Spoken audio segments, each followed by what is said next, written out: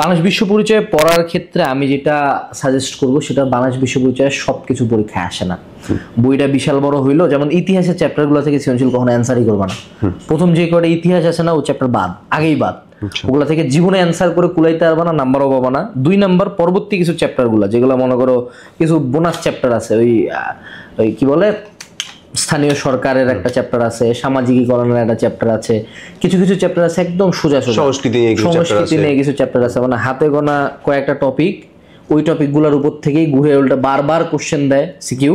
So তুমি যেটা করতে পারো, আমাদের কিউএনএ এসএসসি সাজেশন বা বিগত বছরের বোর্ড কোশ্চেন থেকে দেখে যেই সিকিউগুলো আসছে, প্রতি চ্যাপ্টারের 5টা সিকিউ দেখলেই লাগে না, 5টা সিকিউ বইয়ে মার্ক করবে যে এই পার্টগুলো থেকে কোশ্চেন করতেছে, এই গঠনটা লিখতে বলতেছে, বা এটার বৈশিষ্ট্য লিখতে বলছে, বা এটার ব্যাখ্যা দিতে বলছে, তারপর ঠাডা মুখস্থ।